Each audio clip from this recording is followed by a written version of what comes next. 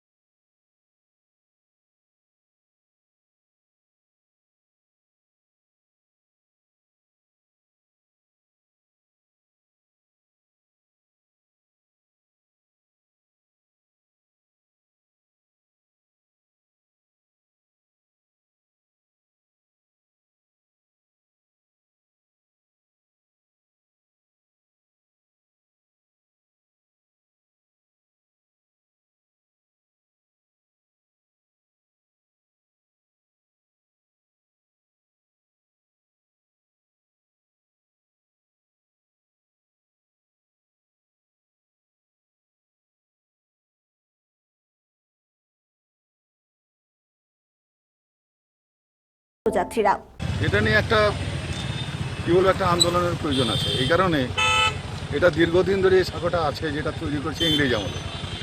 তো এর কোনো মেকানিজম এরা জানে কি জানে না, এ নিয়ে খুব সন্দেহ হয়েছে। কিছুদিন আগেই সারানো হলো, বহু কষ্ট হলো মানুষের।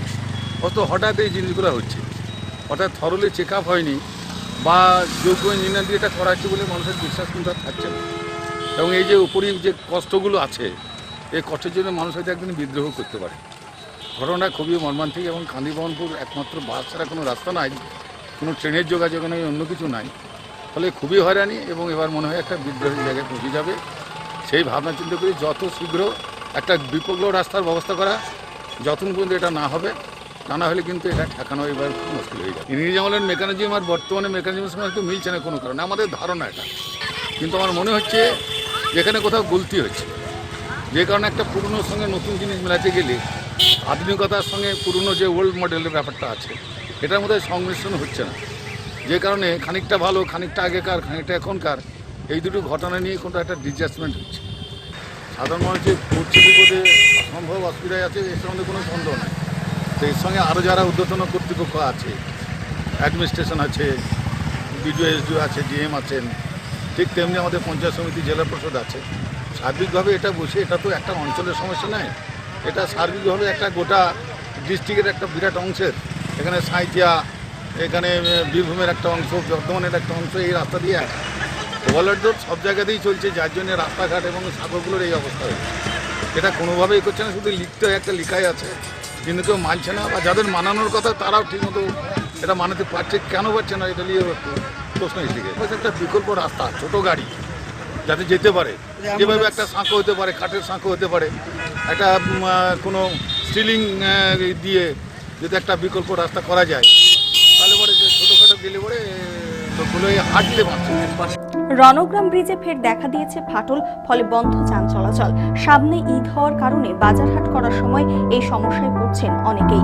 শুধুমাত্র ছোট টোটো বা সাইকেল যেতে পারবে। কান্দি বহরমপুর যাওয়ার একমাত্র রাস্তা এই ব্রিজ, সেই কারণে সমস্যায় পড়েছেন পথ চলতি মানুষ।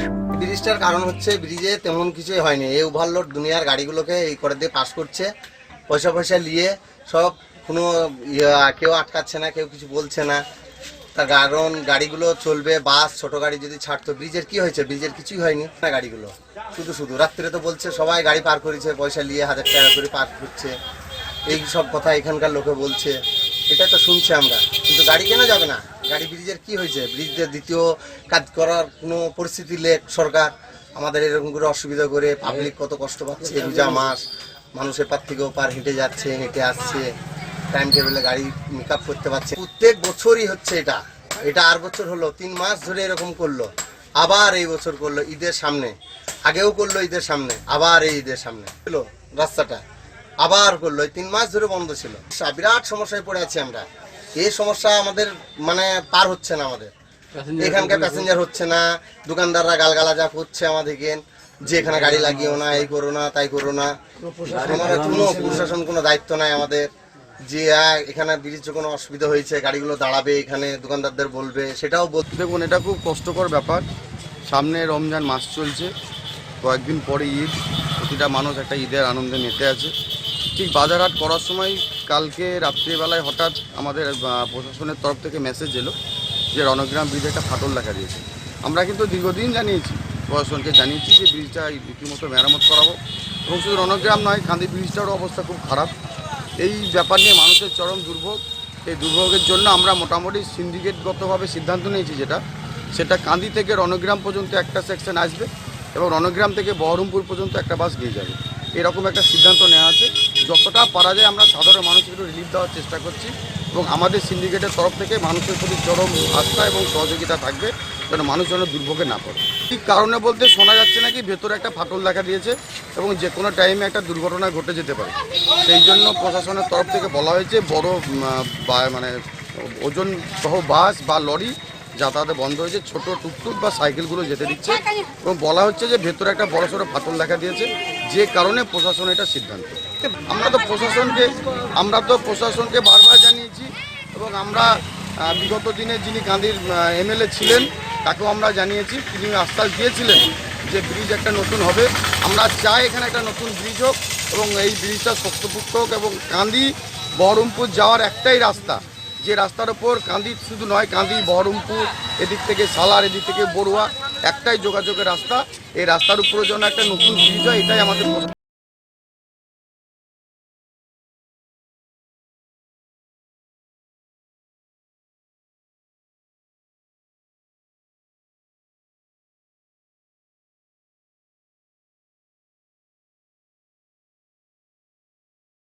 কোটি টাকার মুখ্যমন্ত্রী মমতা বন্দ্যোপাধ্যায়, শুভেন্দু অধিকারীরা এখানকার মানুষের দাবি মতো সেটার অনুমোদন দিয়েছেন।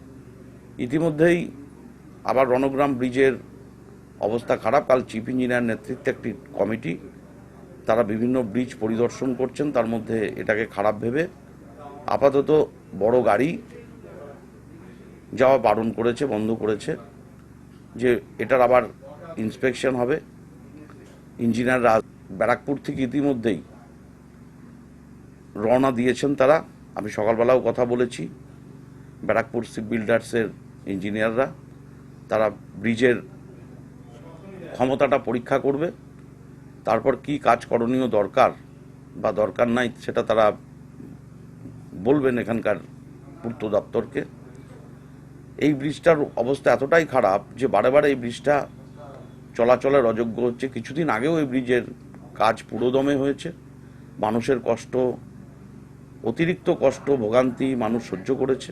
স্বাভাবিকভাবেই মানুষের কথা ভেবে আমি বলেছি ইঞ্জিনিয়ারদেরকে, যদি প্রয়োজন হয়, ব্রিজ যদি সারাতে হয়, তাহলে একটা ব্রেইলি ব্রিজ করে এই ব্রিজ সারানো হোক, যাতে গাড়ি ঘোড়া সবই চলতে পারবে, আবার ব্রিজেরও কাজ হবে। সেই প্রস্তাব আজ সকালবেলায় ব্রেইলি ব্রিজ করার প্রস্তাব দিয়েছি দপ্তরকে, যাতে এখানকার মানুষ তাদের কষ্টের হাত থেকে রেহাই পায়। কারণ হসপিটাল বলুন, বিভিন্ন কাজ বলুন, বিভিন্ন জেলার সাথে এই জেলার যোগাযোগ বলুন, এই ব্রিজটা অত্যন্ত কার্যকরী ব্রিজ এবং দ্রুত যাতে নতুন যে ব্রিজের টেন্ডার প্রক্রিয়া প্রায় শেষের দিকে, সেই টেন্ডার প্রক্রিয়া শেষ করে নতুন ব্রিজেরও কাজ পাশাপাশি শুরু হোক, যাতে আগামী দিন মানুষ তার এখানকার সুফল পেতে পারে। যে টেন্ডার ইতিমধ্যে হয়ে গেছে 24 কোটি সামথিং, মুখ্যমন্ত্রী মমতা বন্দ্যোপাধ্যায় এবং শুভেন্দু অধিকারীর উদ্যোগে দপ্তর থেকে। যেহেতু নির্বাচন প্রক্রিয়া চালু হয়ে গেছিল, আমি যতদূর খবর পেয়েছি টেন্ডার প্রক্রিয়া শেষ করে অ্যাকসেপ্টেন্সের জন্যে, অনুমোদনের জন্যে দপ্তরে, পূর্ত দপ্তরে কলকাতায় গেছে। অনুমোদন পেলেই যাতে দ্রুত কাজ শুরু হয়, সে ব্যাপারেও আমি এখানকার এক্সিকিউটিভ ইঞ্জিনিয়ার, এখানকার অ্যাসিস্ট্যান্ট ইঞ্জিনিয়ার, তাদের সাথেও কথা।